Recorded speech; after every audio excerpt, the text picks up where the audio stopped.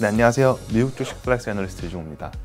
최근 인플레이션에 따른 비용 증가로 유통업종의 분기 이익이 감소하는 추세를 보이고 있는데요. 실적 발표 이후 주가는 하락세를 나타나고 있습니다. 대표 기업인 월마트와 타깃도 또한 이런 추세를 보였습니다. 실적 발표 이후 비슷한 흐름을 보였는데요. 매출이 상승했음에도 이익률이 감소하며 주가는 하락 추세를 보였습니다. 월마트는 실적 발표 이후 약 11%가량 주가가 하락했고요. 타겟은 무려 25%가량 하락했습니다. 그럼 관련된 내용 자세히 설명드리도록 하겠습니다.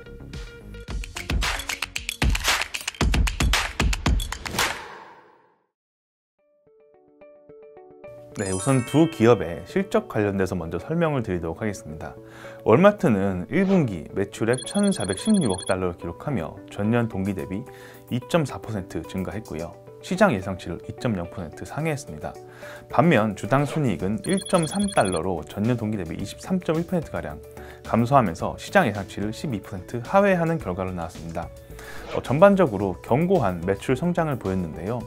미국 월마트와 샘즈클럽의 동일 매장 매출은 전년 동기 대비 각각 3% 그리고 10.2%씩 증가하며 상승세를 이어갔습니다. 반면 해외 월마트 매출액은 238억 달러로 전년 동기 대비 13%가량 감소했는데요. 수요 감소가 아닌 사업 분사와 환율 변동에 따른 영향이 컸던 것으로 나타났습니다. 또한 비교적 고마진 사업인 광고 매출은 1년 동안 30% 이상 증가했습니다. 타깃도 월마트와 비슷한 흐름을 보여줬는데요. 1분기 매출액은 252억 달러로 기록하며 전년 동기 대비 4% 성장했고 시장 예상치를 2.8% 상회했습니다. 반면 주당 순이익은 예상 밖의 비용 증가로 2.19달러를 기록하며 전년 동기 대비 40.7% 크게 감소했고 시장 예상치 또한 28% 하회했습니다. 매장 방문 고객 수와 동일 매장 매출은 각 3.9% 그리고 3.4%로 상승세를 보였고요. 식료품 그리고 생활 필수품목이 판매 강세를 보였습니다. 반면 TV나 가구 같은 자유소비 물품들은 판매가 저조했습니다. 디지털 매출은 3.2% 성장했는데요. 전년 동기 50% 성장한 것을 감안하면 성장세는 둔화된 것으로 나타났습니다. 꾸준한 매출 성장에도 예상 밖의 비용 증가로 마진이 감소했는데요. 결과적으로 이익률은 예상치를 하회했습니다. 네, 월마트의 마진 관련돼서 먼저 설명드리겠는데요. 매출 총이익률은 매출에서 원가를 차감한 매출 총이익을 매출로 나눈 비율인데요. 매출에 제품 원가를 차감하고 얻은 이익을 보여주는 비율입니다. 1분기 월마트의 매출 총이익률은 23.6%로 전년 동기 대비 0.87%포인트 감소했습니다. 원가 상승이 주요 원인이었는데요. 네, 또한 운영의 효율성을 볼 수 있는 영업마진은 인건비가 증가하며 4.1%로 전년 동기 대비 0.85%포인트 감소했습니다. 급여 인상과 코로나로 휴직했던 직원들의 복귀가 예상보다 빨랐던 것이 인건비 증가의 주요 원인으로 나타났는데요. 월마트는 3, 4월에 걸쳐 직원수는 조정된 것으로 발표했습니다.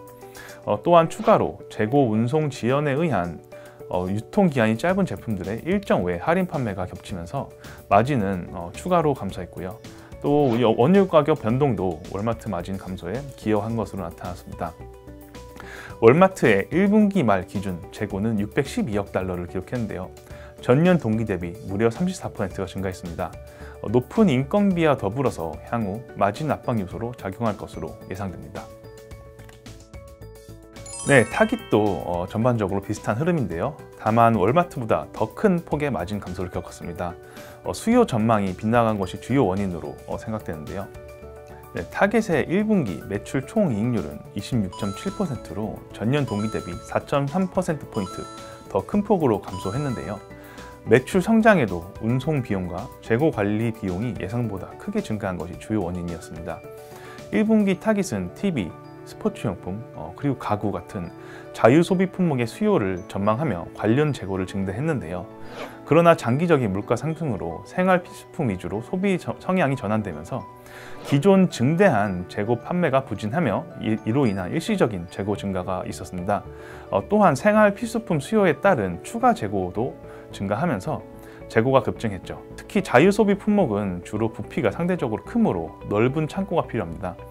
그래서 타깃은 이런 재고 증가에 따른 추가 창고까지 알아봐야 할 상황으로 1분기에 발표했습니다. 결과적으로 이런 재고 증가에 따른 관리 비용이 늘어났고, 또한 물량 처리를 하기 위해 할인을 감행하면서 마진은 추가적으로 감소했습니다. 비용 증가, 가격 할인이 겹쳐서 마진 압박으로 나타났다라고 생각하시면 될 것 같습니다. 1분기 영업 마진은 인건비 증가로 5.3%, 전년 동기 대비 마이너스 4.5%포인트 감소했는데요. 늘어난 재고 관리를 위한 창고 직원이 더욱 필요하게 되면서 이런 직원 증가가 인건비 상승으로 이어진 것이 주요 원인입니다. 네, 월마트는 올해 매출이 4% 성장을 이어갈 것으로 전망했는데요. 기존 전망치인 3%보다 상향 조정된 수치를 보여줬습니다.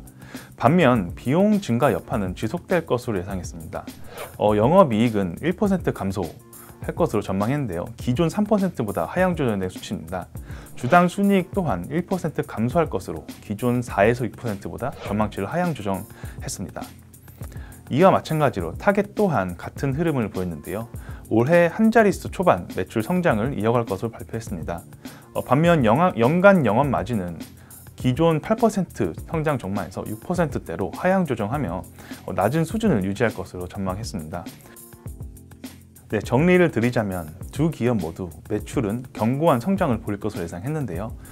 높은 수요와 또한 생활 필수품 가격 인상 등에 따른 매출 성장이 있을 것으로 예상하고 있습니다. 하지만 반면 비용 증가로 인한 여파는 이어질 것으로 전망했죠. 네, 이런 환경 속에 두 기업 모두 주중 환원은 꾸준히 실행하는 모습을 보여줬는데요.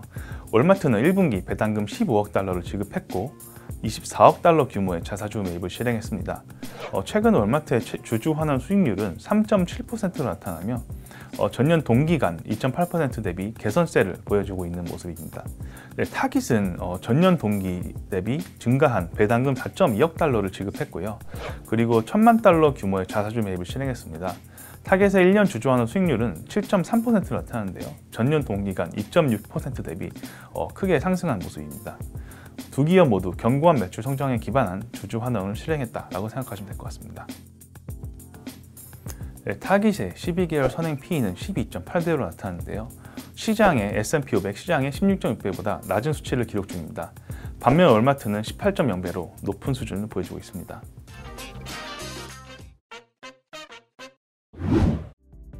네, 이렇게 실적 발표 이후 큰 폭의 주가 하락을 겪은 월마트와 타깃에 대해 알아봤는데요. 다음 주에는 또 다른 종목을 갖고 찾아뵐 수 있도록 하겠습니다. 시청해 주셔서 감사합니다.